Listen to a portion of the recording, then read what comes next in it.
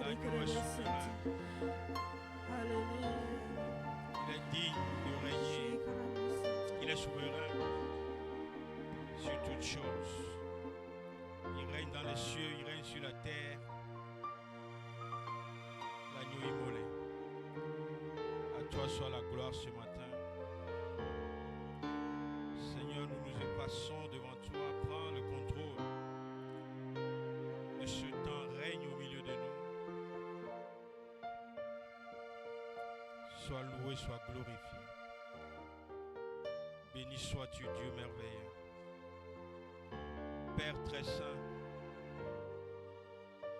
en toi nous avons mis notre confiance. Parce que tu es fidèle et tu ne déçois jamais. En toi notre espérance a trouvé sa place. Nous te sommes reconnaissants, Seigneur. Nous disons merci. Chaque jour, chaque instant, nous disons merci pour qui tu es. Nous disons merci pour ce que tu as fait de nous. Nous disons merci pour ce que tu continues de faire dans nos vies. Que ton nom soit glorifié. Au nom merveilleux de Jésus-Christ.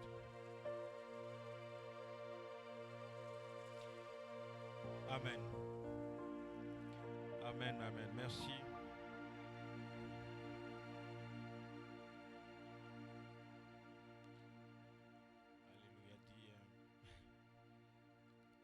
Alléluia. Merci, groupe de louange, merci. Nous allons dire bonjour à quelqu'un. Salut quelqu'un ce matin, dis bonjour. Bénis quelqu'un. Say something. Prononce une parole de bénédiction dans la vie de quelqu'un. Sois le prophète de ton frère. Sois le prophète de ta soeur. Alléluia. Merci Seigneur. Quelqu'un est dans la joie ce matin? Il est le Dieu de paix. Jéhovah Shalom. Et c'est lui qui nous communique sa paix. Et nous la recevons ce matin. Au nom de Jésus-Christ. Non, je vais parler. Parler.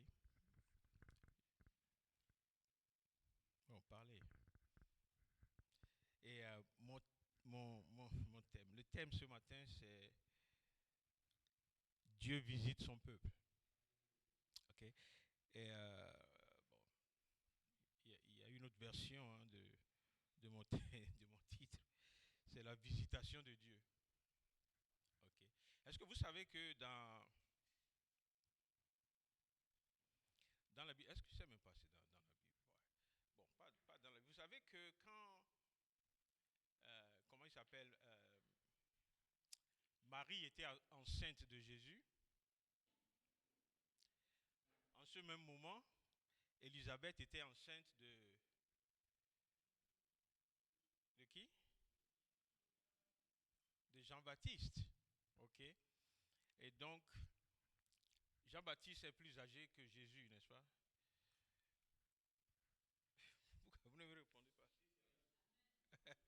Il est plus âgé que Jésus? Hein? Non, come on. De combien d'années? Hein? Ok. Et donc, je disais que quand Marie était enceinte de Jésus, à un moment donné, elle a rendu visite à Élisabeth, qui était enceinte de Jean-Baptiste. Ok. Et dans la tradition catholique, c'est cette visite qu'ils appellent la visitation. Et il y a même une fête pour ça. Je ne sais même plus, je crois que c'est en mai ou quelque chose comme ça qui fête ça, la fête de la visitation. C'est-à-dire où Marie a visité Élisabeth. Okay? Mais on peut aller plus en profondeur pour dire que c'est le jour où Jésus a visité Jean-Baptiste. Parce que c'est d'eux qu'il s'agit en réalité. Okay? Et donc, quand je dis la visitation de Dieu, Je ne suis pas en train de parler de la fête catholique, mais je suis en train de parler de Dieu qui visite son peuple. Amen. Est-ce que quelqu'un a envie d'être visité par Dieu?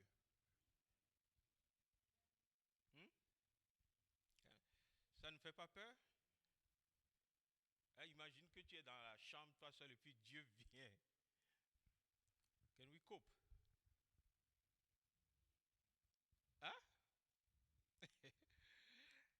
Can we cope? Parce que quand Dieu vient, il vient avec tout. Hein? Il vient avec la sanctification, il vient avec les bénédictions, il vient avec tout, tu vois.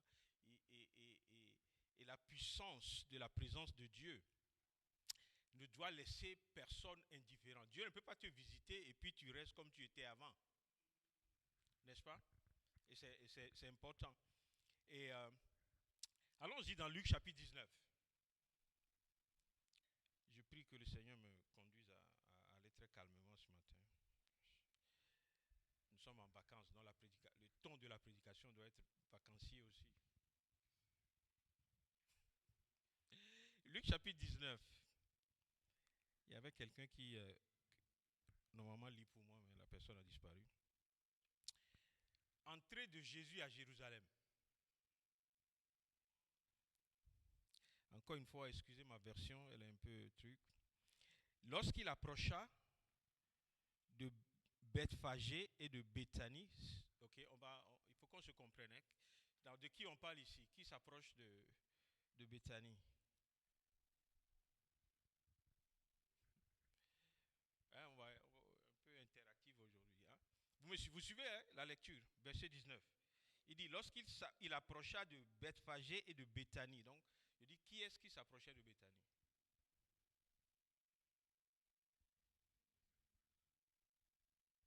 Hein? Comment? Jésus. Il faut parler. C'est comme si vous avez peur de... Verset 19. Verset 29. Oui, oui. Ah, j'ai dit 19? Ok, non, verset 29. Lorsque Jésus s'approcha de Bethphagée et de Béthanie, ok, vers le mont appelé mont des Oliviers, Jésus envoya 2 de ses disciples. En fait, Jésus allait où?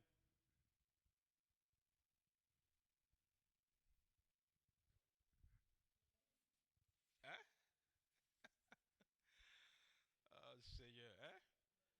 Jésus allait où? Hein? Jérusalem. Merci Samson. Ok. Jésus allait à Jérusalem. Et donc, sur le chemin, il est arrivé à Béthanie, hein, vers le mont des Oliviers. Et il envoya 2 de ses disciples en disant, allez au village qui est en face. Quand vous y serez entrés, vous trouverez un âne attaché, un ânon, sur lequel aucun homme ne s'est jamais assis. Détachez-le et emmenez-le. Si quelqu'un vous demande pourquoi le détachez-vous, vous lui direz, le Seigneur en a besoin. Ok? Now, encore une question. Pourquoi est-ce que le Seigneur avait besoin de cet anneau?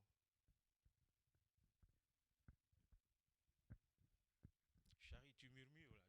Je ne sais pas si j'ai bien capté ce que tu as dit. Pourquoi il avait besoin de cet anneau? Pour aller à Jérusalem. Ok. Ok. Donc, il voulait faire son entrée à Jérusalem sur un anneau. Pourquoi il n'a pas choisi autre chose? Ou bien il n'existait que les anneaux à ce moment-là? Merci Charlie, il faut parler, c'est prophétique. Ok. Donc ce n'est pas un choix par hasard. C'est un choix qui devait amener Jésus à remplir une prophétie. Ok. Et donc, bon, tout ça là, ça ne fait pas partie de mon message, hein, mais je sais que j'ai envie qu'on se comprenne et qu'on se parle un peu. Et donc, il dit, ceux qui étaient envoyés s'en allaient et trouvaient les choses comme Jésus le leur avait dit. Ok. Et comme il détachait, au fait, quand je regardais cette parole la dernière fois, je me suis rendu compte en fait que, vous voyez, la clé, il ne faut pas que je sorte de mon message, mais la clé de la réussite avec Dieu, c'est d'écouter Dieu. Quand tu n'écoutes pas Dieu, tu risques de marcher avec Dieu et de ne pas être successful. Vous voyez? Parce que la Bible dit ici que quand les deux là qui ont été envoyés sont arrivés dans le village, qu'est-ce qu'ils ont vu? Ils ont vu les choses exactement comme Jésus a dit. Vous voyez? Donc quand tu reçois de Dieu, il faut savoir que ce qu'il dit va s'accomplir exactement. Est-ce que vous comprenez un peu? Et donc, ce n'est pas un jeu de loterie, la marche avec Dieu. Mais c'est un jeu c'est même pas un jeu, c'est une précision. Et donc, la clé tout simplement, c'est de savoir. Peut-être qu'il faut qu'on revienne sur ça, comment écouter Dieu. Parce que that is the key pour la réussite. Ok? Et donc, supposons que... oh Seigneur, aide-moi, je sors de mon message. Bon, supposons que ces deux-là sont arrivés au village, et puis, au lieu de trouver un ânon, ils trouvent un cheval. Qu'est-ce qu'ils allaient faire?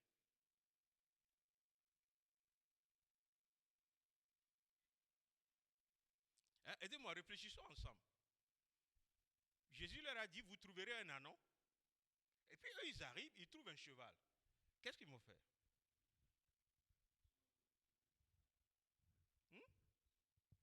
Ils seront confus. Ils ne sauront pas ce qu'ils doivent faire. Comme ils sont deux, souvent ce qui se passe, c'est que un va dire, ah, c'est pas ce qu'il nous a dit. Mais l'autre va dire, mais si on ne trouve pas un ânon, prenons un cheval. C'est un cheval plus costaud que l'ânon. Vous savez, quand les deux personnes marchent, c'est toujours comme ça. Ok? Et donc, finalement, celui qui dit qu'il faut prendre un cheval, il va convaincre l'autre. Vous dites, on ne peut pas retourner les mains vides. On va quand même lui amener quelque chose puisqu'il veut s'asseoir sur un animal pour arriver à Jérusalem. Ok? Non. Et si ça se passait comme ça, est-ce que Jésus allait accepter le cheval?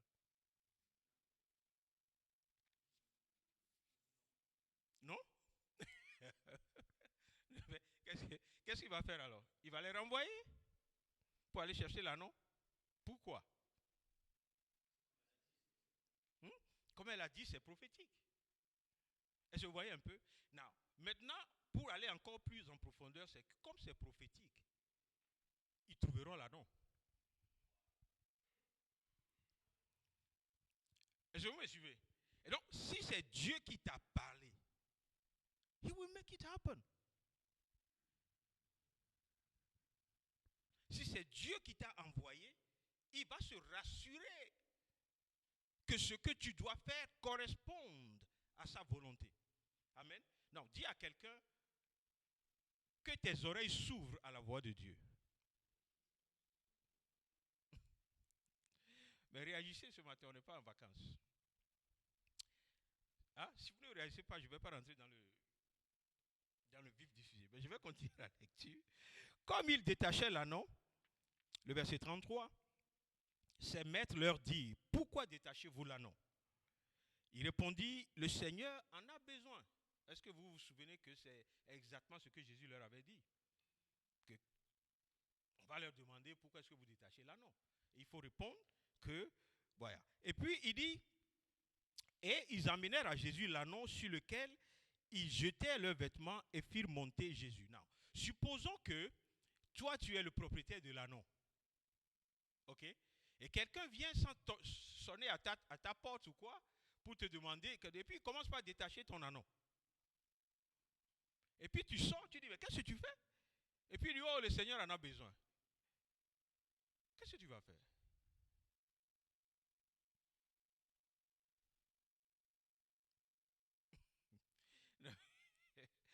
Qu'est-ce que tu vas faire? Hein? Tu as acheté, on va être contemporain, hein? Tu as acheté ta Tesla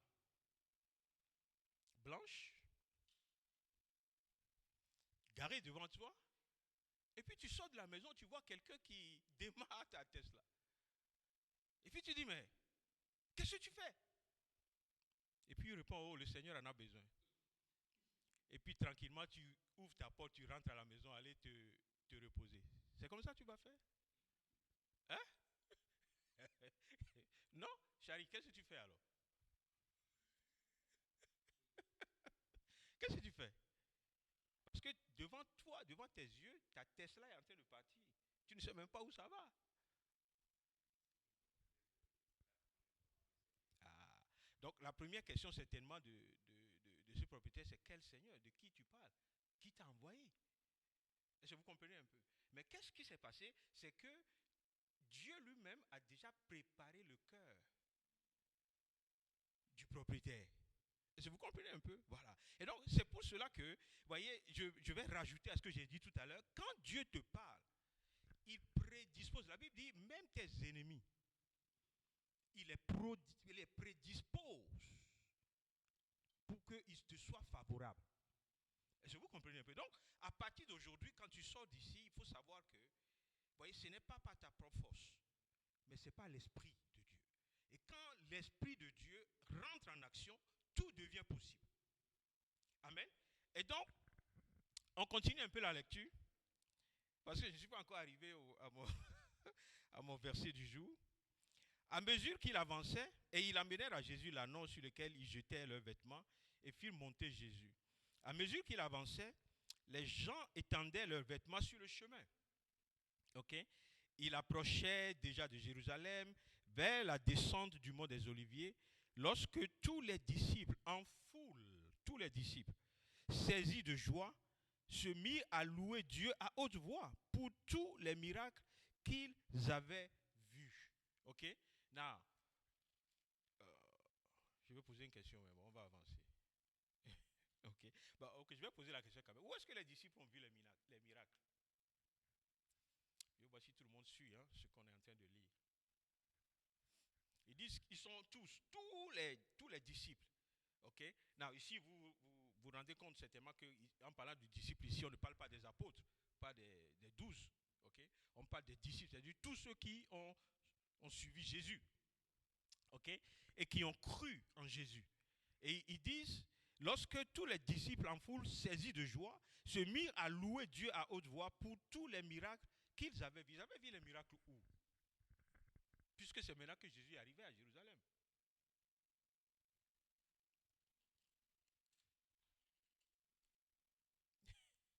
Bon, quand on répondait, bon, Pierre, il va donc oui, ils ont vu. D'abord, il y a une clé dans le fait que ce sont des disciples. C'est-à-dire, c'est des gens qui ont déjà fait un chemin avec Jésus. Sinon, ils ne seraient pas des disciples. Ok? Donc, la question devient maintenant facile. Où est-ce qu'ils ont déjà vu les miracles? Hein? Qu'est-ce qu'elle a dit? Je n'ai pas entendu. Ok, dans les autres villes. Ok. Donc, c'est des gens qui ont fait un chemin avec Jésus. Et pendant ce chemin, Jésus faisait des miracles. Ok. Vous vous souvenez, la Bible dit qu'il allait de lieu en lieu. Ok. Et donc, c'est des gens qui ont déjà connu Jésus. L'étape à laquelle nous sommes maintenant, c'est une étape, je vais dire, solennelle de la rentrée de Jésus à Jérusalem. Et c'était en fait le début de ce que Jésus allait souffrir, mourir et ressusciter. Mais avant ça, il avait déployé son ministère dans plusieurs, euh, dans plusieurs villes. Ok? Et donc, rappelez. Oh, j'étais où? Oui, j'ai 19. Verset 29. Mon truc est parti. Ah, ok. Voilà. Qu'ils avaient vu. Ok, je continue. Il disait, béni soit le roi, celui qui vient au nom du Seigneur. Paix dans le ciel et gloire dans les lieux très hauts. La Bible dit maintenant, quelques pharisiens du milieu de la foule, ok. Est-ce que vous savez que les pharisiens étaient des disciples? Vous savez ça? Hein? Mais des fois, je suis étonné de vos réactions. J'ai dit, les pharisiens étaient des disciples.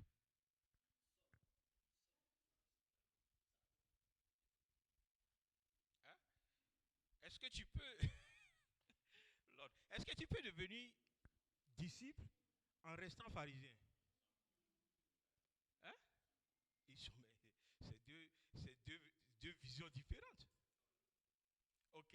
Et donc, au milieu de cette foule, il y avait aussi des pharisiens qui ne sont pas venus certainement pour louer le Seigneur, pour glorifier Dieu, mais qui sont venus pour chercher un moyen de pouvoir arrêter Jésus. Ok? Et ça aurait été la catastrophe s'ils avaient pu arrêter Jésus à ce moment-là. Parce que c'était vraiment le moment où le ministère du salut va commencer en réalité. Ok? Et donc, il dit, qu'est-ce qu'eux ils disent les pharisiens? Ils disent à Jésus, Maître, reprends tes disciples. Ok? Vous savez, des fois quand il y a quelque chose de bien qui t'arrive et que tu te réjouis, il y a les ennemis qui sont fâchés de ta joie. Je ne sais pas si vous comprenez un peu ce que je veux dire. C'est-à-dire, ici, quand je parle, je ne parle pas de la chair et de trucs. Hein, la Bible dit non, on parle de tout ce qui est spirituel. Okay? Et donc, quand tu te réjouis, c'est pour cela qu'il y a beaucoup de gens qui te diront, oh, si tu veux faire quelque chose ou bien Dieu est en train de faire quelque chose dans ta vie, il ne faut pas en parler. Vous avez déjà entendu ça? Il faut que tu gardes ça. You know? Look, que ça soit caché ou pas, celui qui est l'adversaire, ou bien qui veut détruire ce qui t'appartient, dans le caché ou dans l'ouvert, il sait. Ok? Parce que quand on dit ça souvent, on attaque les frères et les sœurs. Ceux qui, tu vois, on pense que c'est eux qui... Non, ce n'est pas une attaque contre les... C'est-à-dire ce que Dieu ne permet pas. Parce que tout ce qui doit pouvoir t'arriver doit avoir une source spirituelle. Et quand Dieu ne permet pas, ce n'est pas un homme qui va permettre. Ok? Mais, vous voyez, eux, quand ils viennent ici, pourquoi est-ce que je suis juste en train de faire une lecture avant de commencer la prédication. Ok?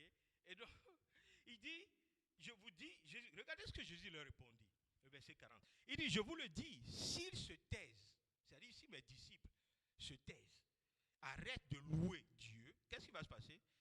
Il dit, les pierres,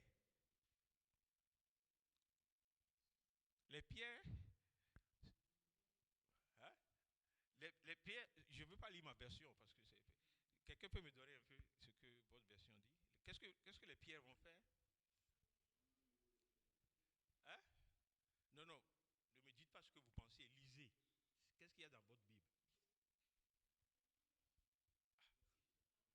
Hein? Toi aussi? Tu as quoi? Tu as en anglais? Dis-moi en anglais. En anglais, des fois, c'est intéressant. Ok, cry out. Oh. They will... Ok. Burst into tears. Ok. Bon, je ne sais pas. Je vais lire ma version. Ok. Il dit, s'ils se taisent, les pierres crieront. Ok. Now, si on voit un peu ce qui vient avant, les disciples, bon, cette version est un peu truc pour moi, parce que les disciples ne pleuraient pas. Ils sautaient de joie. Et Jésus dit, s'ils arrêtent de faire ça, c'est-à-dire les pierres feront ça à leur place.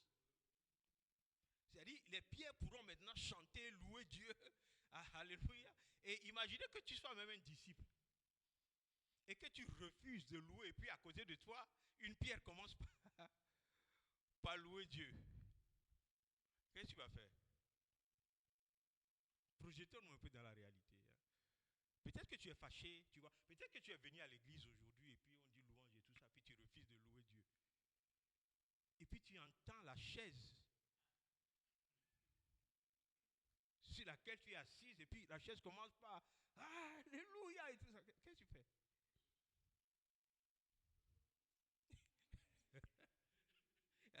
Qu'est-ce que tu fais? Tu dis à la chaise, tais-toi. Ok. Donc, il vaut mieux que nous-mêmes on loue afin d'éviter de voir les chaises commencer par louer le Seigneur ici. Et puis il dit, comme ils approchaient de la ville, Jésus en la voyant, non, ils approchaient de quelle ville? Ils s'approchaient de quelle ville? Rapidement, vous ne pouvez plus hésiter là. Hein? Ils approchaient de quelle ville? de Jérusalem, parce que c'est là où Jésus allait. Ok? Donc, quand il approchait de la ville, Jésus, en la voyant, pleura sur elle. Ok? Et dit, si tu connaissais toi aussi en ce jour ce qui te donnerait la paix, mais maintenant c'est caché à tes yeux. Jésus parlait à qui? Jésus parlait à qui? Hein? Non, non, Guido, je n'ai pas entendu, c'est pas que j'ai dit c'est faux. Il parlait à qui? À Jérusalem. Jérusalem, c'est un homme?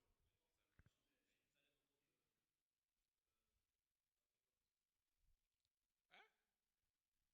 Donc Jésus, là, il marche et puis il parle aux villes et tout ça. Ok, ok, ok, ok, ok, ok. Vous avez raison. C'est à Jérusalem qu'il parle. Mais ce n'est pas une discussion avec Jérusalem, mais c'est une proclamation sur la ville de Jérusalem. Ok? Mais Jésus leur disait en fait que, en fait, il y a quelque chose qui est caché, qu'ils n'ont pas encore saisi. Il y a une révélation. Je prie que tu vois personne, tous ceux qui m'écoutent ce matin, que rien de la révélation qui te concerne ne te soit caché. Parce que ce qui te concerne doit être révélé afin que tu puisses marcher et accomplir, voyez, cette révélation. Il dit au verset 43, il viendra sur toi des jours où tes ennemis t'environnent de palissades, t'encerclent et te presseront de toutes parts. Ils t'écraseront, toi et tes enfants au milieu de toi, et ne laisseront pas en toi pierre sur pierre, parce que tu n'as pas connu le temps où tu as été visité. Voilà mon verset. On va commencer la prédication d'aujourd'hui. Ok? Donc Jésus disait sur Jérusalem, tous ces malheurs vont arriver. Pourquoi? Parce que tu n'as pas connu le temps où tu as été visité. C'est-à-dire, tu n'as pas discerné le temps où tu as été visité. Ok? Non, quand il dit le temps où tu as été visité, il parle de qui? Qui a visité Jérusalem? Jésus. Hein? C'est-à-dire qu'ils n'ont pas reconnu le temps de leur visitation. Ok? Et donc, ce qui m'a fait un peu peur, c'est que, à cause du fait qu'ils n'ont pas discerné ce temps, ils ont été assujettis, maltraités par l'adversaire. C'est-à-dire que s'ils avaient reconnu que Jésus qui était au milieu d'eux était le Messie, il y a des choses qu'ils n'auront pas expérimentées en mal. Est-ce que vous suivez un peu? Et donc, vous voyez, il y a une chose que nous les chrétiens devons savoir, c'est que nous devons être conscients et avoir la révélation que le Dieu qui est en nous, il est vivant. Et ça fait la différence. Parce que si tu marches et tu sais que Jésus est avec toi, ta façon de marcher change. Ton assurance change. Même ton espérance change. Parce que tu sais désormais que tu n'es pas seul. Tu as un papa. Tu as un Dieu. Tu as quelqu'un, le Seigneur. Il veut faire son entrée. Mais il regarde Jérusalem jusqu'à il dit, waouh, vous avez raté quelque chose. Et donc, je vais parler donc de cette visitation ce matin. Parce que c'est ce que Dieu veut que je partage. Donc je vais le faire quand même. Après l'école biblique qu'on a fait, on m'a quand même prêché la parole de Dieu. Ok? Et donc, parce que tu n'as pas connu le temps où tu as été visité. Donc, tout au long de la Bible, vous verrez que Dieu a toujours visité son peuple. Ok?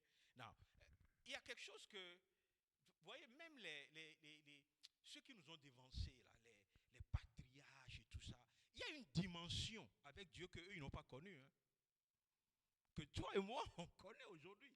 C'est pour cela que des fois, quand tu réfléchis, tu compares les deux choses, tu te dis, mais qu'est-ce que nous faisons de la grâce que Dieu nous a donnée?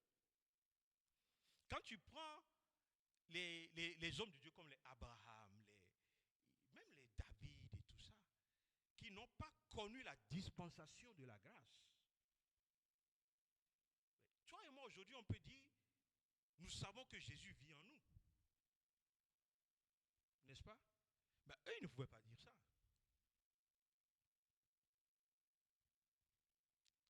Vous comprenez un peu?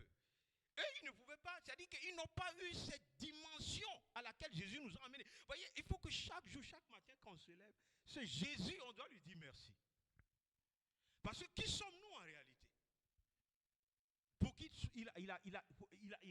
qu'il fasse de nous des enfants de Dieu par adoption. Et non seulement ça, qu'il vienne faire de notre corps le temple de Dieu. Ils viennent vivre en nous.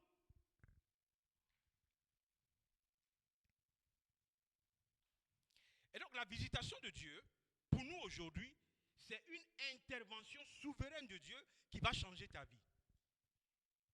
Ok?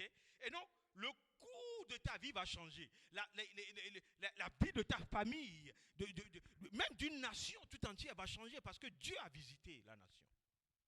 Parce que Dieu a visité la famille. Parce que Dieu, vous voyez, et je me suis rendu compte que quand le temps de ta visitation arrive, on a vu ça tout à l'heure, vous voyez, il peut y avoir beaucoup de difficultés qui surgissent. Et donc, ce n'est pas le moment de te battre contre une difficulté, mais c'est le moment de chercher la présence de Dieu. Parce que là où se trouve Dieu, c'est là où se trouve sa visitation.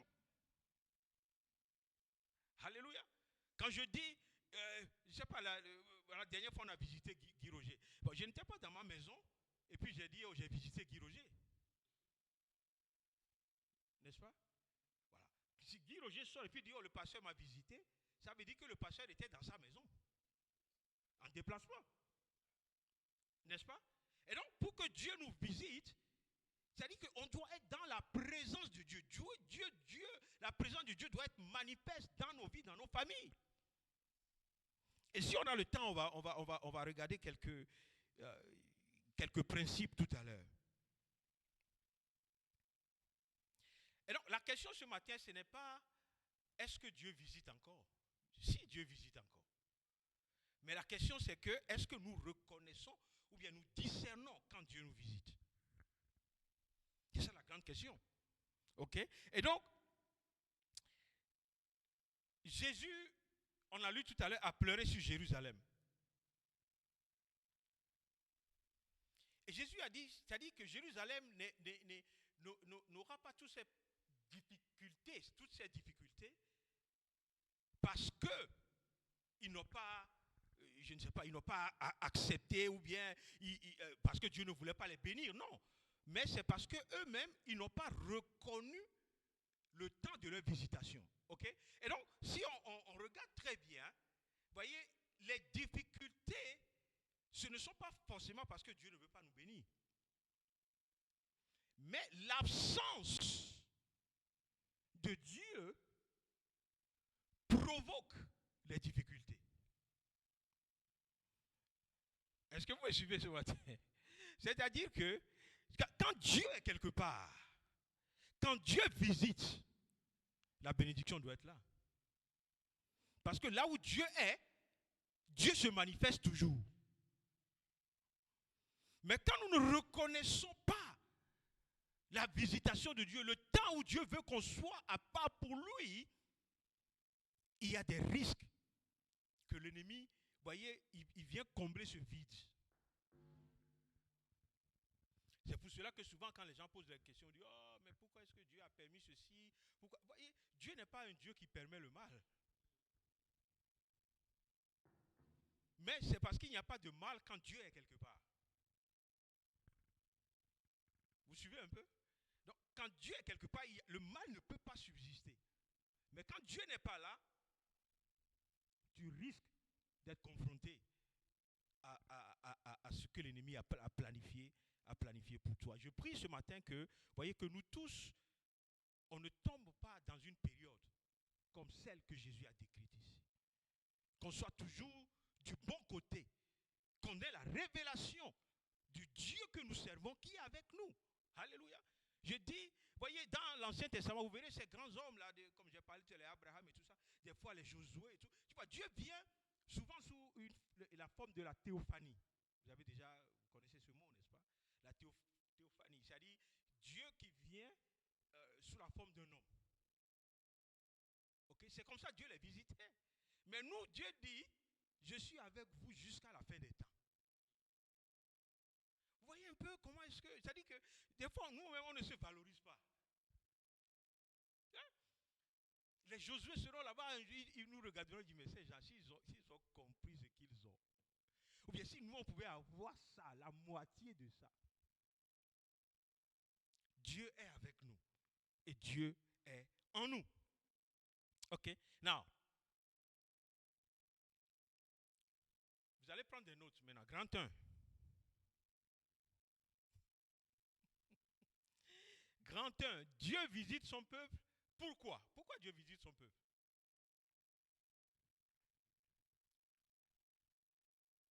Pourquoi est-ce que Dieu décide de visiter son peuple? Pourquoi? Quelle est la première motivation? Qu'est-ce qui motive Dieu à visiter son peuple? Aidez-moi rapidement. Leur rappeler qu'il est toujours présent dans leur vie. Ok. Maintenant, pourquoi est-ce qu'il est toujours présent dans leur vie?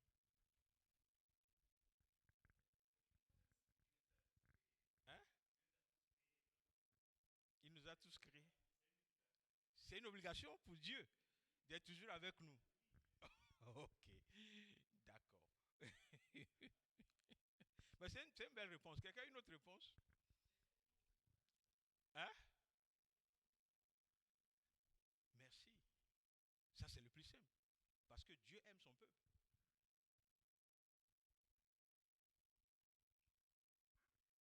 N'est-ce pas? Toi, Guy Roger, quand tu viens à l'église avec tes enfants, je vois comment tu es avec eux. Dès qu'ils coupent par là, tu es là. Tu sais pourquoi? Parce que tu les aimes. N'est-ce pas? Et donc, ça veut dire que la visitation de Dieu ne dépend pas de nous. Mais ça dépend tout simplement du fait que Dieu nous aime. Ok? Moi, j'ai vu des parents qui ont pleuré parce que leurs enfants ne leur permettent pas de les visiter. Surtout en Europe ici. Et puis, bon, enfin, on ne va pas aller dans ça. Vous connaissez tous comment ça se passe. Mais, tu vois, regardez un peu la tristesse que ça peut être si tu as un enfant et puis qui ne vit plus avec toi à la maison, mais qui refuse que tu le visites et tout. C'est-à-dire que si tu aimes vraiment cet enfant, alléluia. Now, Exode chapitre 3. On est toujours dans le grand 1. Hein? Dieu visite son peuple parce qu'il l'aime. Ça, c'est le grand 1. Now, grand 1. Grand 1. Exode. Exode, c'est dans l'Ancien Testament.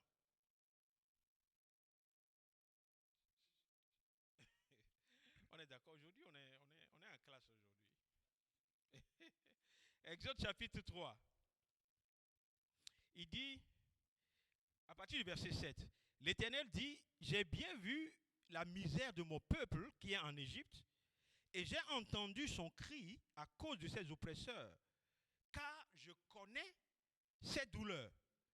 Je suis descendu pour le délivrer de la main des Égyptiens et pour le faire monter dans ce pays, dans un bon et vaste pays, dans un pays où découlant de lait et de miel, dans la région où habitent les Cananéens, les Hittites, les Amoréens, les Phérésiens, les Héviens, les Jébusiens, okay, tous les Hiens dont on parle souvent. Okay? Now, est-ce que vous savez que quand Dieu veut faire quelque chose souvent, il fait de telle manière que tu reconnaisses que c'est lui Dieu qui a fait. Okay? Parce que même la promesse que de la terre promise, vous voyez, tout ce qui est autour fait en sorte qu'eux-mêmes doivent reconnaître que si Dieu ne vient pas avec eux là, ils ne peuvent pas posséder la terre promise. Parce qu'il y avait tous les Hiens dessus.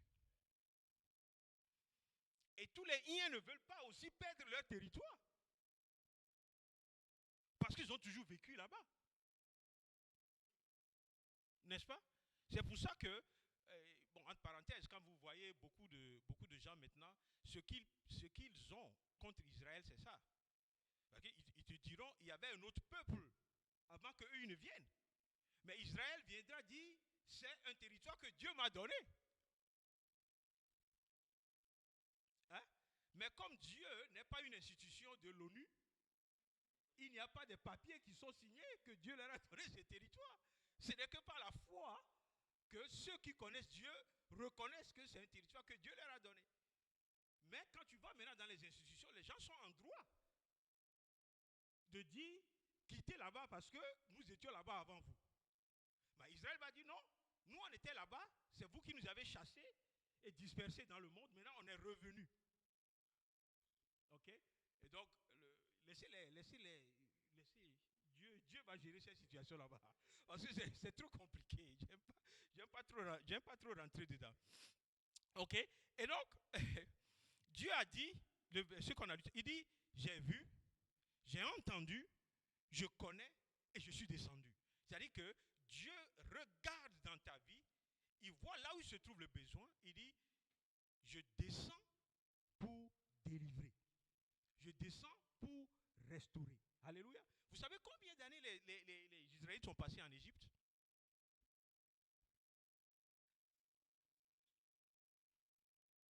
400. Il y en a qui disent 420. Whatever. On est quand même dans les 4 siècles. Pas d'esclavage. Parce que quand il y avait le pharaon avec qui Joseph a travaillé, il n'était pas en esclavage. C'est quand le nouveau pharaon est arrivé que les choses ont commencé par changer. Ok? C'est un pharaon qui n'a pas suivi les voies de Dieu. Ok? Et donc, de toutes les façons, ce que je veux dire tout simplement, c'est que Dieu ne peut pas rester sans agir. Quand il voit dans la vie de ses enfants les difficultés, les choses qui se passent, quand l'ennemi s'élève contre toi, à un moment donné, Dieu va descendre en ta faveur. À un moment donné, Dieu va agir en ta faveur. Il va restaurer, il va guérir, il va délivrer. C'est ça le cœur de Dieu.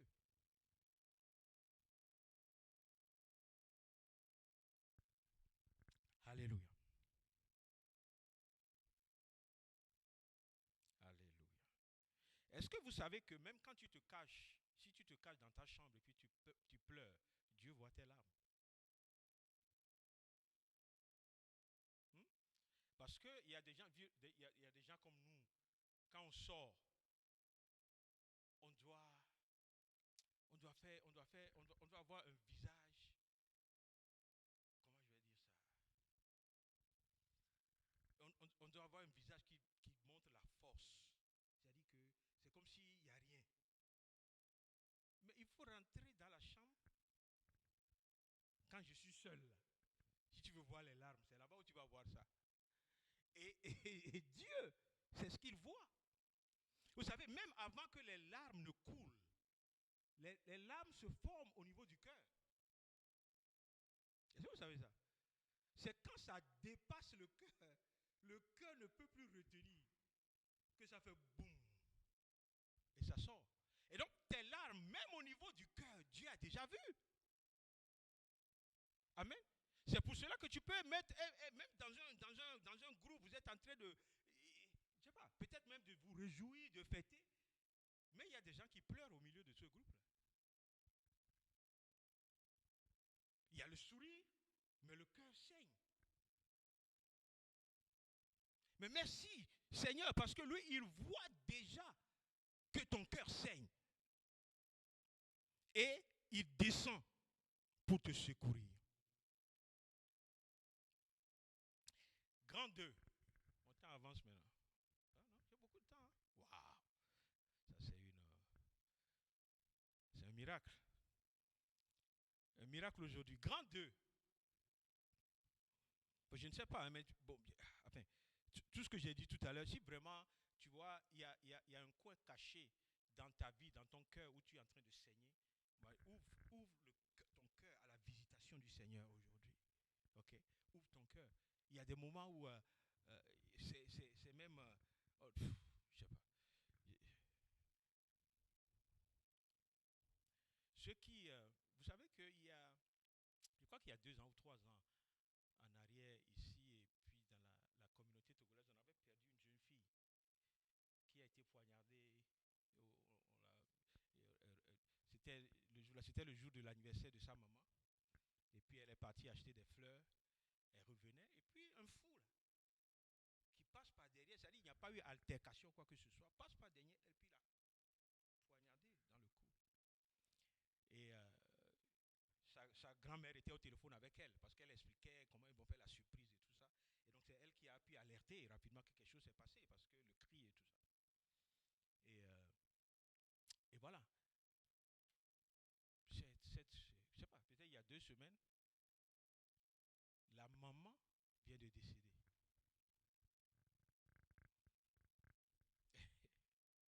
C'est-à-dire que ta vie peut basculer comme ça. Parce que imaginez le mari, le père, qui a perdu sa fille, vient de perdre son épouse. Mais c'est une famille de chrétiens. Ils sont fidèles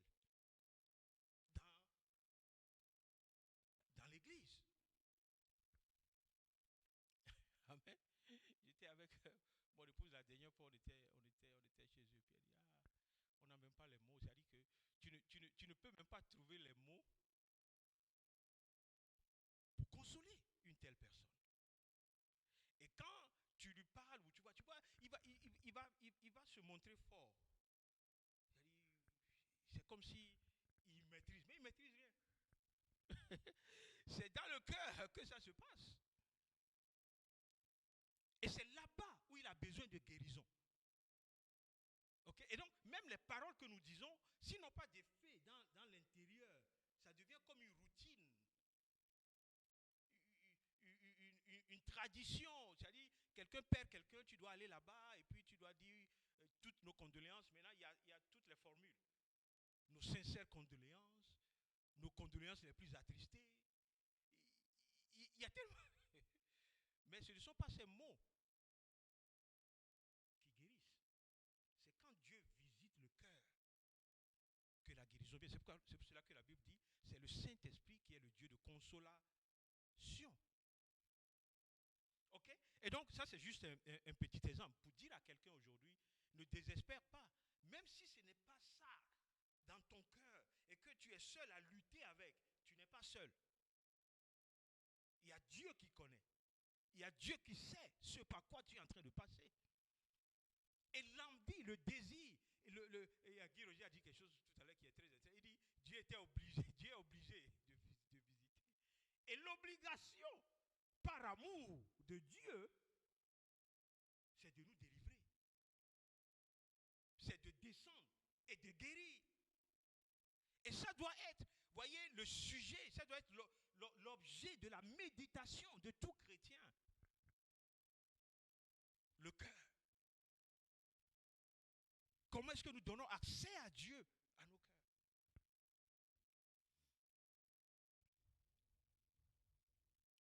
Alléluia. Je vais regarder rapidement les différentes formes de visitation de Dieu par rapport à la parole de Dieu. Luc chapitre 19, vous connaissez l'histoire de Zachée? Ok. Donc le petit 1, c'est une visitation pour sauver. C'est-à-dire Dieu visite pour sauver. Ok. Et bon, à cause du temps, vous connaissez tous l'histoire de Zachée qui a entendu parler de Jésus qui passait. Il est monté dans un arbre. Ok. Qui a un joli nom. Quelqu'un se souvient du nom de l'arbre? Hein? Le sycomore, Samson. Je ne sais pas pourquoi vous hésitez toujours à donner les réponses que vous connaissez. Ok, il était dans un sycomore. Ok, et la foule entourait Jésus. Jésus était toujours dans la foule. Vous savez, et vous vous rendez compte qu'on a parlé de ça la dernière fois aussi. même quand une foule entoure Jésus, il y a des gens, des individus auxquels le temps et la saison est destiné. Donc les gens peuvent, la foule peut être autour de Jésus, mais il y a une personne qui reçoit une touche. Il y a une personne avec laquelle Jésus veut faire quelque chose. Et donc, la Bible dit Jésus a levé les yeux et puis il a regardé Zachée dans l'arbre. Et puis il dit Zachée, descend. Et puis il est parti chez lui, il a mangé et tout ça. Vous connaissez l'histoire. Et puis Zachée s'est repenti. Il a retourné à ceux à qui enfin, plein de ces choses qui s'est passé dans la maison de Zachée. Et c'était même le jour où les gens commençaient par dire de Jésus, mais comment est-ce que toi qui te dis le Messie, le Fils de Dieu, tu t'assois avec un... Parce que Zachée, c'est un collecteur d'impôts. Et les collecteurs d'impôts, même aujourd'hui, hein, on ne les voit pas, mais quand on parle de HMRC, tout le monde est fâché. Personne n'aime HMRC. Okay? Et donc, personne n'aime les collecteurs d'impôts. En plus, dans le temps, c'est des voleurs, c'est des assassins. Tu vois? Et donc, tout le monde les classifie un peu comme les parias de la société, c'est-à-dire que c'est les plus mauvais de la société. Maintenant, toi, tu dis que tu es le Fils de Dieu, tu es le Messie, tu es venu pour sauver, et c'est toi qui t'assois avec quelqu'un comme ça pour manger. Donc les gens ont dit, mais certainement, il doit avoir une partie du cœur de Jésus qui est noire aussi. Sinon, il ne peut pas avoir cette connexion. Alléluia. Mais merci Jésus parce qu'il a visité Zachée. Pourquoi? Parce que ça justifie le fait qu'il t'a visité toi et moi. Parce que nous aussi, on était comme Zachée. Sauf qu'on n'était pas des collecteurs d'impôts. Mais ce que nous on collectait là, c'était même plus que les impôts. C'est-à-dire, on était dans le péché. Est-ce que vous suivez un peu? Et donc, quand Jésus est rentré dans la vie de Zachée, le salut est rentré dans cette maison. Ok? Donc, une visitation peut changer toute une destinée. Petit 2. Vous suivez? Vous prenez les notes?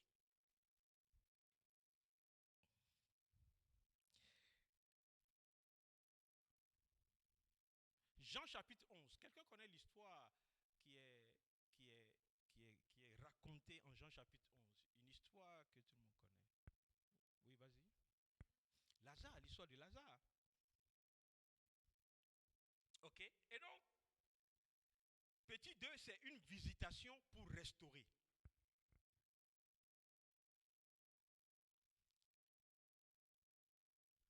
Vous savez que Dieu ne vient pas souvent quand ça vient de commencer. Mais c'est quand tout paraît terminé là qu'il arrive. Alléluia. Vous vous souvenez de combien de fois les gens ont supplié Jésus pour dire, il faut venir, ton ami Lazare.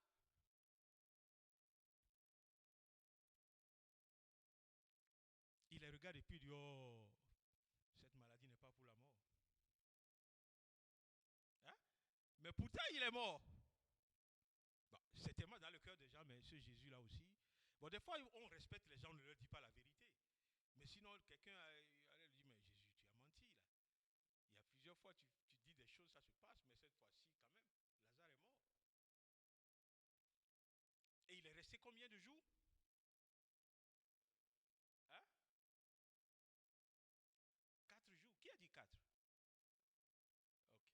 Ok. Jésus est resté 4 jours avant d'arriver. Hein? Et la Bible dit, Lazare sentait déjà. C'est-à-dire, c'est plus. C'est-à-dire que. C'est qui sent là? On peut récupérer? Hein? Décomposé. Il n'y avait pas de. Je ne sais pas, je ne suis pas sûr s'ils utilisaient les formoles et tout ça en ces temps-là. En tout cas, il n'y avait pas de morgue. Et il sentait. Et vous connaissez toute l'histoire quand Jésus est rentré dans la maison et tout ça et tout ça. Mais il y a une parole que Jésus a prononcée et puis toute la situation a basculé. Quelqu'un se souvient de cette parole? Qu'est-ce que Jésus a dit?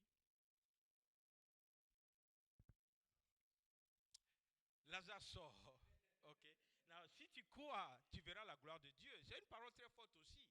Mais ce n'est pas cette parole qui a changé le cours de ce qui s'est passé.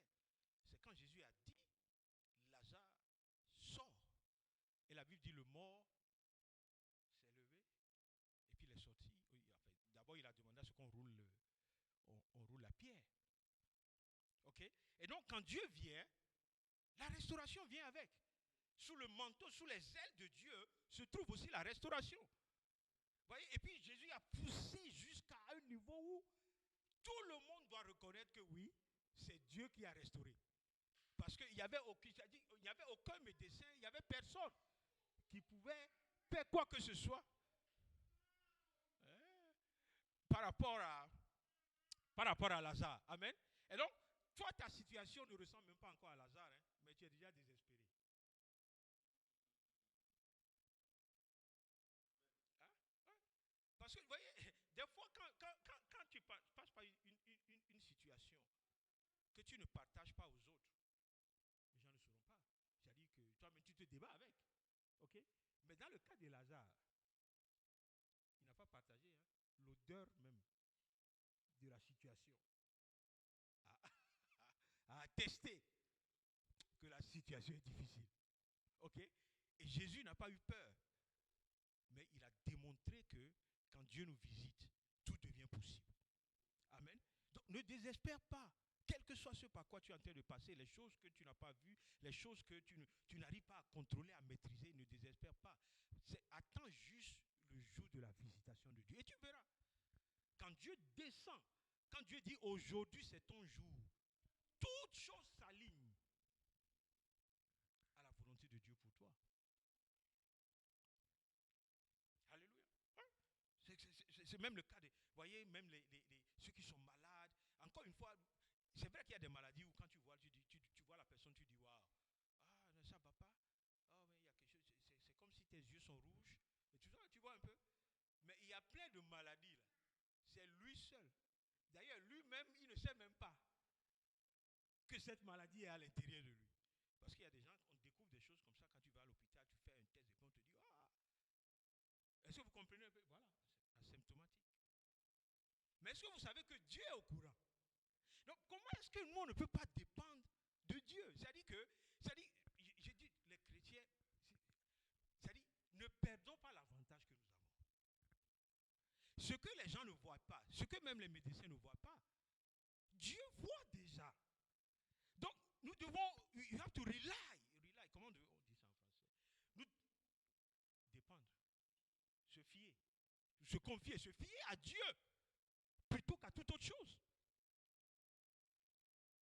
Amen. Il y a des gens, des fois, j'entends que le Seigneur nous garde et nous préserve. Il y a des gens qui vont à l'hôpital et disent, oh, on a détecté un cancer qui est déjà au stade 4. C'est-à-dire quand le cancer est passé de 1 à 2, de 2 à 3, de 3 à 4, la personne même, les médecins, tous ceux qui sont autour de lui, la famille, ceux qui l'aiment plus que personne n'a vu ça. Mais est-ce que vous savez que Dieu a vu? Hein?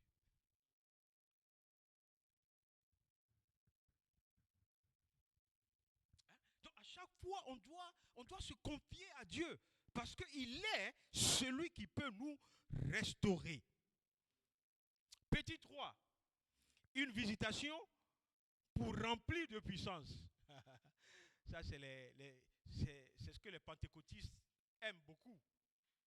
Vous vous souvenez de Actes chapitre 2 où on nous dit que les disciples étaient faibles, ils avaient peur, ils étaient dans la chambre haute, ils priaient, ils ne savaient pas quand exactement la promesse qui leur a été faite sera manifestée, ils ne savaient pas quand la visitation du Saint-Esprit serait là, ils ont peur, ils deviennent des témoins pas très convaincants parce qu'ils ne pouvaient même pas sortir, ils devaient rester là-bas. Mais il y a une visitation.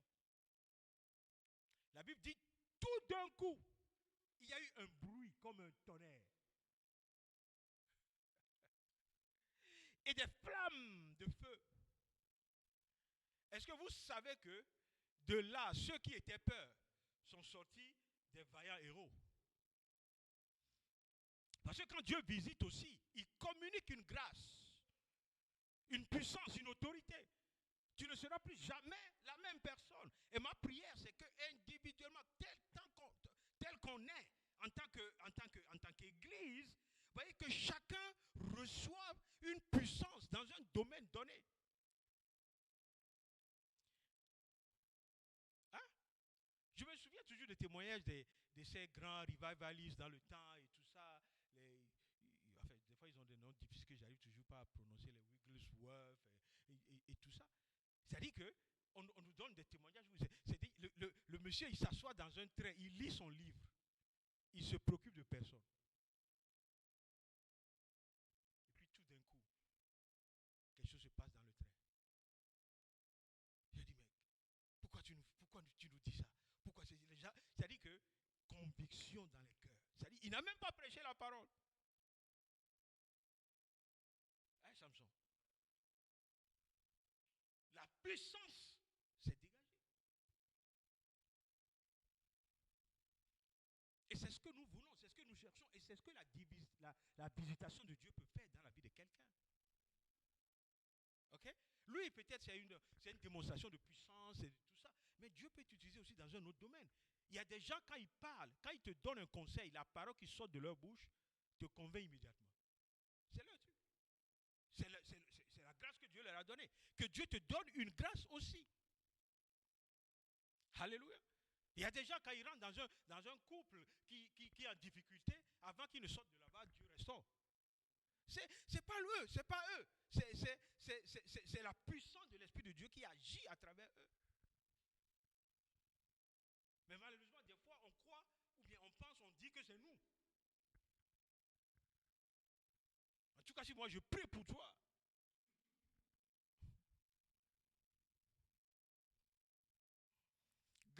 on est en petit 3, non? J'ai fait grand 2, non? Ceux qui prennent les notes. Grand 3, on va terminer. Les signes d'une visitation divine. Now, quand Dieu visite quelqu'un, la première des choses qui se passe, c'est que le péché est abandonné. Quand Dieu te visite, c'est-à-dire qu'il y a un esprit de repentance qui tombe sur toi. Il y a quelqu'un qui, c'est pas quelqu'un, il y a Believe qui nous a dit la dernière fois que, vous voyez, à un moment donné, il s'est dit, ce que je faisais avant, je ne vais plus le faire. Hein? Ce n'est pas quelqu'un. Souvent, on s'efforce à dire à quelqu'un et ça ne marche pas. Mais quand Dieu visite, vous vous souvenez de Jonas à Ninive? Vous vous souvenez de cette visitation? Même les animaux ont commencé par se repentir.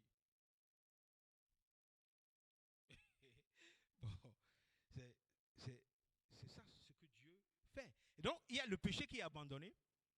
Deuxième chose, qu'est-ce que vous pensez qui peut arriver dans la vie de quelqu'un si Dieu visite la personne? J'ai déjà parlé du péché. Autre chose, qu'est-ce qui peut se passer? Transformation, oui, mais c'est vague. Je veux quelque chose de précis. Parce que tout va être transformé dans ta vie. Hein? Si Dieu te visite réellement. Qu'est-ce qui peut encore... Oui. L'amour. L'amour. Ok. Autre chose? La restauration. Ok. Il y a quelque chose à quoi je m'attends que personne ne dit en fait. Oui. Mais ce n'est pas exactement les termes que j'attendais. Bon, ok. On va avancer. Le temps avance. Vous voyez, quand Dieu te visite, ta vie de prière reprend. C'est-à-dire qu'il y a comme un aimant qui t'attire vers les lieux de prière. Et donc, un petit diagnostic de consultant spirituel que je suis ce matin, c'est que si tu as une difficulté à être présent dans les lieux de prière, il faut te revoir. J'aime bien les amens. Vous savez pourquoi Guy Roger a dit un grand amen? Parce qu'il a conduit la prière mercredi. Alléluia. Et donc, quand tu es, c'est-à-dire, des fois, tu entends juste qu'il y a prière. Et puis toi-même, tu es déjà fatigué. Mais celui qui est visité par Dieu, là, ses pieds courent là où il doit pouvoir prier. Ok? Et donc, la prière devient, c'est comme une fin spirituelle.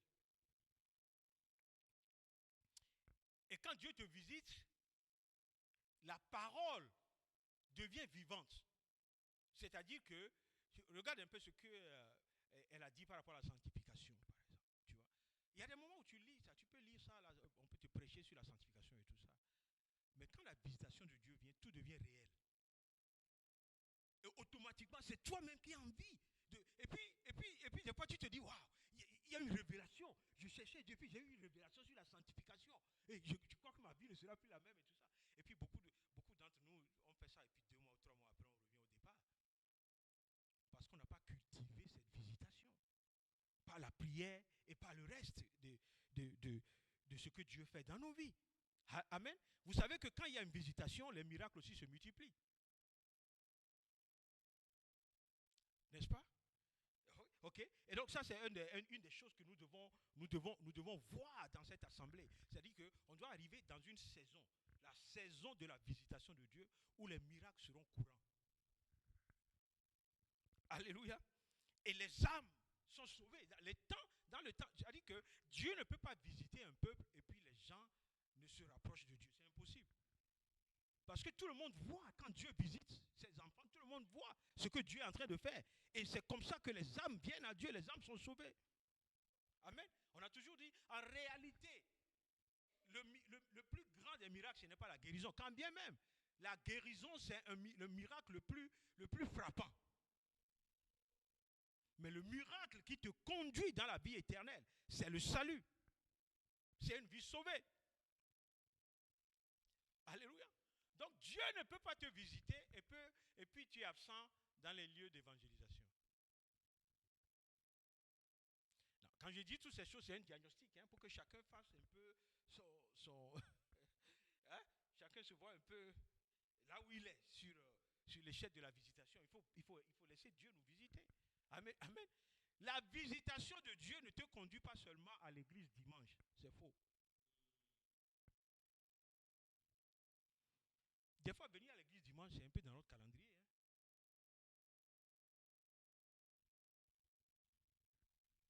Ok? Hier, j'étais à l'évangélisation quelque part à Walthamstow. J'ai pris le goût à l'évangélisation. Et ça, tu dis, mais il faut venir avec moi. Amen. Surtout les évangélisations, quand vous finissez, il y a Jollof Rice et tout ça. Là,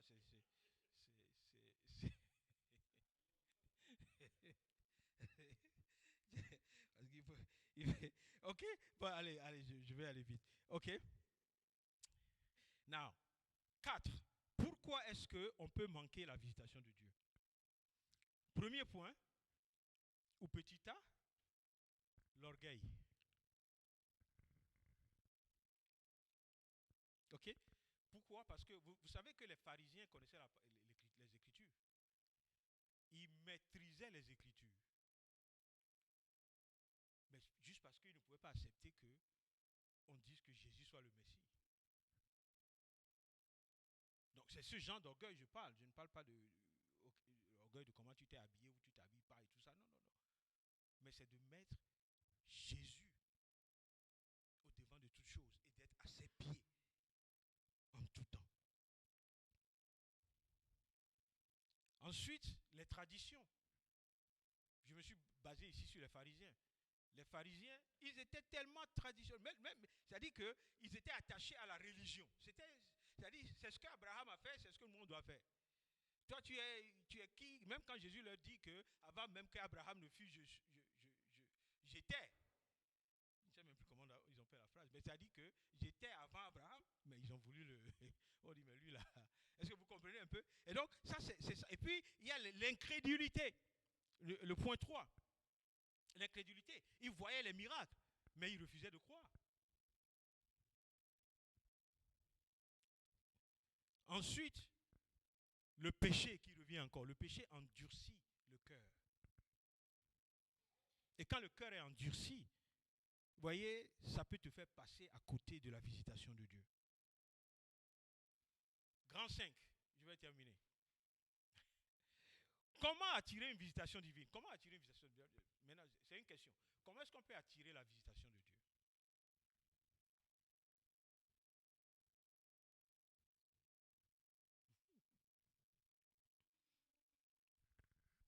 Hein? En respectant, c'est-à-dire en obéissant, tu veux dire. Ok. Quelqu'un d'autre? Mettre Dieu au premier plan. Ok. Je suis d'accord avec toi. Ok, quelqu'un d'autre? C'est-à-dire que des fois, quand je pose la question, je cherche les thèmes évangéliques, spirituels. Tu vois un peu? Un cœur ouvert. Ok. Non, ok. Non, je vais vous donner avec les bons thèmes. Premier point, avoir la faim de Dieu. Avoir soif de Dieu.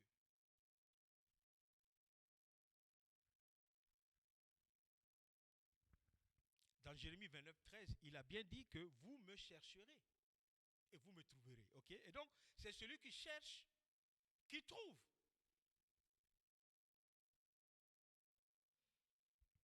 Et donc, si tu cherches Dieu sincèrement, Dieu va te visiter. Alors, deuxième chose qu'on a déjà dit, mais qu'on doit répéter dans cette partie. Qu'est-ce qui peut faire en sorte que Dieu ne te visite pas? Qu'est-ce qui peut empêcher la visitation de Dieu? Hein? Le péché. Voilà. Donc, deuxième point, merci. Le deuxième point, c'est la repentance. Si tu veux la visitation de Dieu, tu dois te séparer du péché. Tu dois aller à la repentance. Vous savez, il y a des gens, pas des gens. Souvent, quand on veut prier ou bien on veut commencer une réunion et tout, on dit, ah, on va demander pardon à Dieu, on fait une petite repentance. Et puis, je ne parle pas de cette repentance-là. Okay? Ou quelqu'un te dit, demandons pardon à Dieu, et puis il te dit, Seigneur, nous repentons, aide-nous. Okay? C'est-à-dire une repentance qui n'est pas conforme avec ce qui se passe à l'intérieur. Okay? Ça peut arriver, parce qu'on est dans une église, on est dans une assemblée, tout le monde dit, je dois dire. N'est-ce pas? Mais la vraie repentance, c'est celle qui naît du cœur. Ou toi-même, Pardon? Bien sûr. Et c'est ce dont Dieu a besoin. Et c'est ça qui ouvre l'espace à Dieu. Ensuite, il y a la prière, je l'ai dit, je ne vais plus me prendre dessus. Et puis, il y a l'obéissance.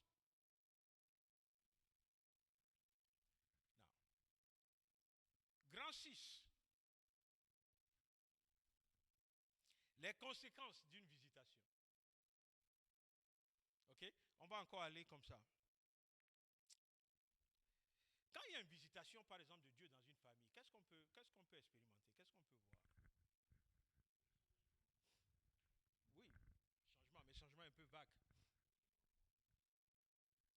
Je veux des choses précises. Je veux dire tout à l'heure, quand je dis ces choses, je veux les termes évangéliques, spirituels, et, hein? Les miracles. Qui a dit les miracles? Ok, merci. Quand Dieu visite une famille, il doit y avoir des miracles dans la famille. Ok, quand je dis famille, même famille comme l'église, hein? Et tout ça. Ok, autre chose? Les hein? Restauration, ok. Qu'est-ce qu'on peut voir d'autre? La guérison, qu'est-ce qu'on peut voir d'autre? L'obéissance, ok. Normalement, c'est l'obéissance qui conduit à la visitation, ok. Ok. Maintenant, hein? Le salut, ok. Maintenant, quand on vient dans l'église, qu'est-ce qu'on peut voir? Dans une église comme la nôtre, si Dieu nous visite, qu'est-ce qu'on peut voir? Hein? Les fruits de l'esprit. Hein? Pourquoi vous avez peur de dire les choses? Ah, oui. Ok, la multiplication, ok. Autre chose? Ok. Wow. Ok. Les ministères qui sont morts reprennent vie. Donc je prie pour la visitation sur tous les ministères. Les ministères qui n'opèrent plus. Parce qu'il y a encore ce zèle et cette passion qui revient quand Dieu visite. C'est ça en fait. Il y a la passion. Et on n'attend plus quelqu'un. Hein, on n'attend pas que quelqu'un te dise marche. Parce que tu sais là où tu vas, tu sais là où Dieu t'a appelé. Ok? Et on veut voir toutes ces choses. On veut voir les guérisons dans l'église, on veut voir les miracles dans l'église. On veut la visitation de Dieu. On veut des hommes et des femmes qui sont confrontés à la présence de Dieu quotidiennement. Et les captifs seront délivrés. Alléluia. Comme j'ai dit tout à l'heure, Dieu visite encore son peuple aujourd'hui. And we want to see the new things. Amen. On veut voir de nouvelles choses que Dieu seul fait et que Dieu veut faire au milieu de nous. Amen. Je vais vous dire une vérité avant de... Une vérité, oui, une vérité, une révélation, je ne sais pas. Une vérité avant de terminer. Vous savez que ce qui est plus difficile pour un prédicateur de la parole, ce n'est pas forcément comment préparer son message. Ce qui est plus difficile, c'est l'ouverture de cœur et la connexion de ceux qui écoutent le message. Et c'est ça qui fait la différence. Je vous ai toujours ici donné l'exemple de comment il s'appelle, William Lee, qui est décédé, paix à son âme, comme on dit. Quelqu'un qui n'a jamais été à l'école, qui ne peut même pas lire sa Bible. Il ne peut pas. Et donc souvent, quand il était dans ce programme de réveil, il ouvre son passage, il dit Jérémie 3, je ne sais pas quoi, et puis le pasteur Colinda, il vient, il fait la lecture. Et puis on lui donne le micro. Et j'ai toujours dit ici, le gars, il ne va pas te dire, vous savez, la sanctification, Jésus est la sanctification, ceci. J'ai dit que les trucs... non, non, non. Il va dire comment il courait derrière les canards. Il se battait un peu avec son frère. Et puis un jour, Jésus l'a rencontré. Mais parce que les gens avaient soif. Je ne sais pas si quelqu'un était une fois dans ce programme de réveil qu'il a fait. Je crois qu'il a fait sur 2 ans. Comme ça à Katie. Quelqu'un était là-bas? Hein? C'était awesome. Des fois, tu te demandes, mais Seigneur, pourquoi est-ce que tu permets que des choses comme ça s'arrêtent? Donc, ça ne dépendait pas de la sophistication de son message, si vous permettez le terme. Mais ça dépendait de la soif. Donc, tout le monde qui se levait pour dire, je vais aller, je crois qu'ils faisaient ça à 19h ou quelque chose comme ça. Quand ils vont là-bas, ils ont soif. Et ça ouvre le chemin à la manifestation de la puissance de Dieu. Ok? Et donc, ma prière, c'est que venir à l'église ne soit pas pour nous une corvée. Et ça peut, c'est-à-dire, c'est-à-dire Dieu peut bousculer tout dans cette assemblée en un, je sais pas, en un claquement de doigts. C'est comme ça on dit, non? Mais Dieu doit voir des gens qui ont envie de le voir. Amen. Ouais. Même quand tu visites quelqu'un à la maison, c'est l'accueil qui détermine comment tu te mets à l'aise.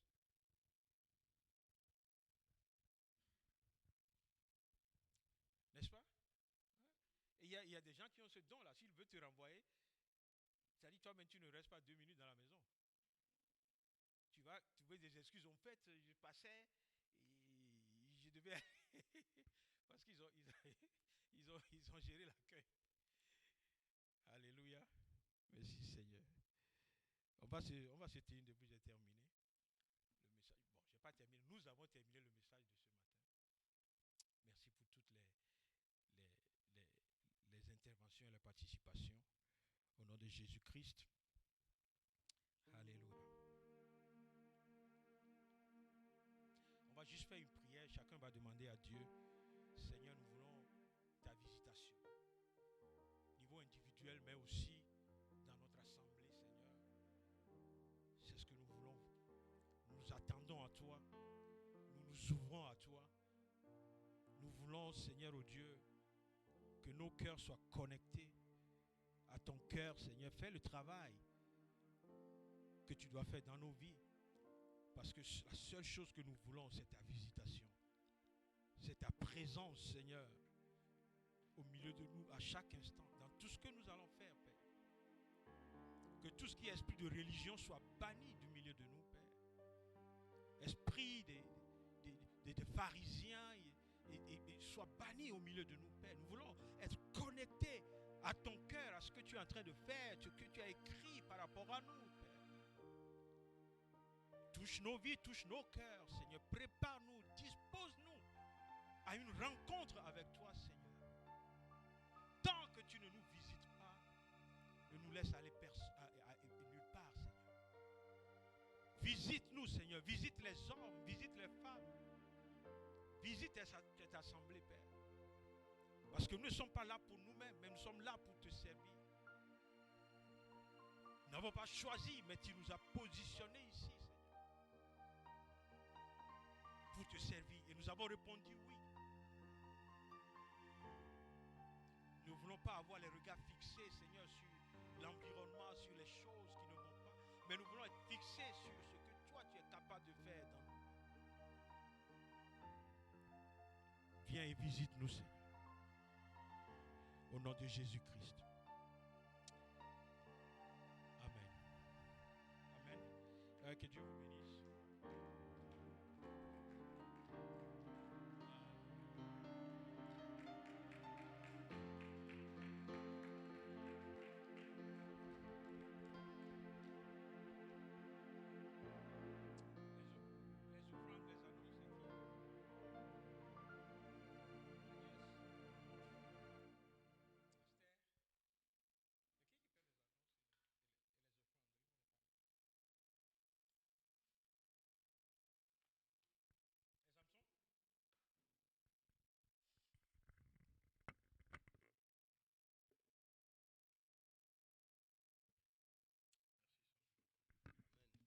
Alléluia. Est-ce qu'on peut encore glorifier le Seigneur pour ce message?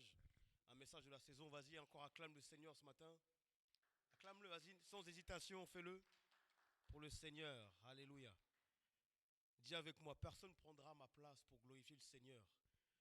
Le pasteur a dit tout à l'heure que si tu n'adores pas le Seigneur, si tu ne loues pas le Seigneur, si tu ne cries pas son nom, les pierres vont prendre ta place. Personne ne prendra notre place ce matin. Alléluia. On va lire Luc chapitre 6 pendant que les offrandes soient distribuées.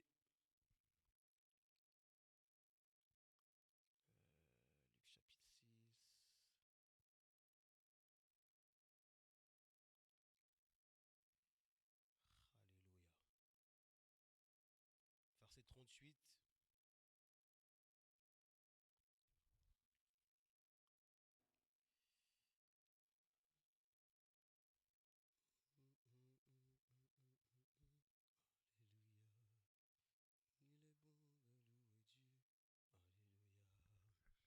Il est bon de louer Dieu.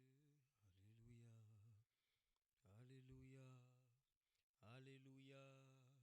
Il est bon de louer Dieu. Alléluia. Est-ce qu'on peut m'aider avec ce chant? Alléluia. Est-ce qu'on peut chanter ce chant? Alléluia. Alléluia. Alléluia. Sana, il est bon de louer Dieu. Il est bon de louer Dieu. Il est bon de louer Dieu. Louons-le, adorons-le. Encore une fois, il est bon de louer Dieu. Alléluia. Alléluia. Alléluia.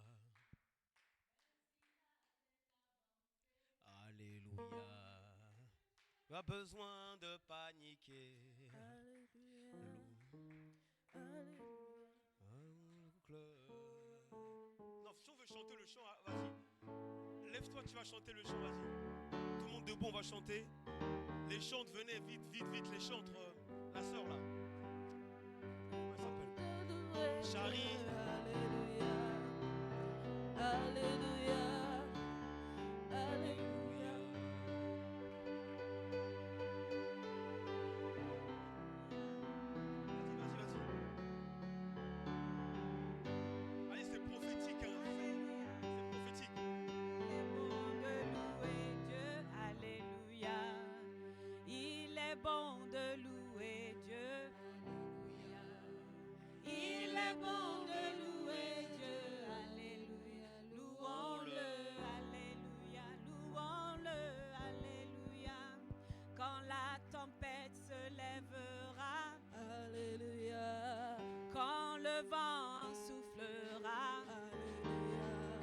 tu as besoin de paniquer? Alléluia. Tu as un Dieu. Alléluia.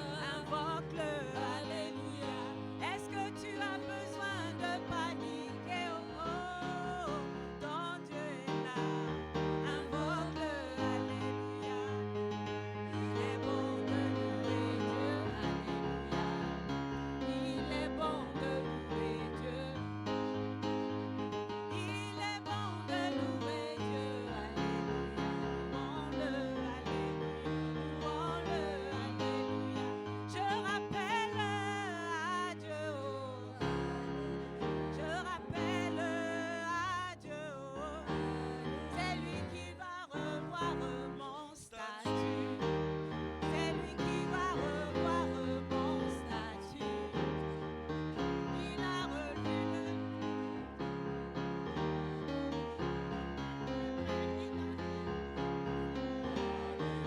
Je rappelle à Dieu. Oh oui, je rappelle à Dieu. C'est lui qui va revoir mon statut. Yahweh, tu vas revoir mon statut. Il a revu avec les ans dans la stérilité, en lui donnant un fils Isaac. Je rappelle à Dieu. Oh oui, je rappelle à Dieu.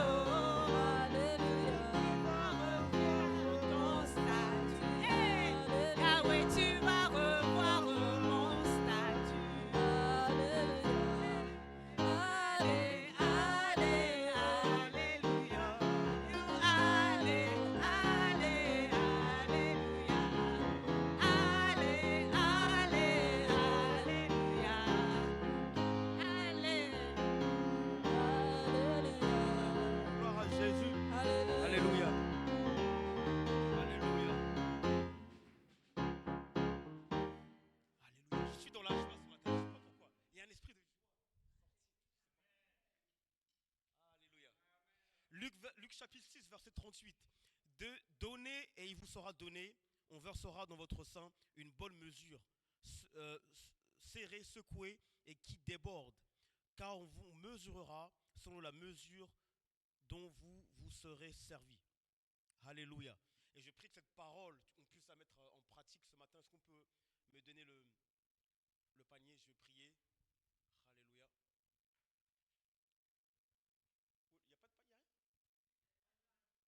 Ah, ils ont donné en ligne. Ok, amen. Seigneur, merci Seigneur, oh Dieu, parce que tu es au contrôle, Seigneur Dieu, de nos poches. Seigneur, oh Dieu, la pauvreté financière, Seigneur, oh Dieu, disparaît au milieu de nous. Le chômage, Seigneur Dieu, n'existe pas. Il n'y aura que des gens, Seigneur Dieu, salariés, des gens à la tête d'entreprise, Seigneur, oh Dieu, dans cette assemblée, Seigneur, oh Dieu. Que nous soyons différents, Seigneur, oh Dieu, des gens autour de nous, parce que tu nous auras bénis, nantis financièrement, au nom de Jésus-Christ. Et permets-nous, Seigneur Dieu, toujours avoir de quoi donner dans ta maison, au nom de Jésus-Christ. Amen. Amen, amen. On va passer aux annonces, s'il vous plaît. Amen. Il y a beaucoup d'entre nous qui sommes en vacances. Voilà. Les vacanciers. Alléluia. Il n'y a pas vraiment de vacances hein, dans la maison de Dieu. On est toujours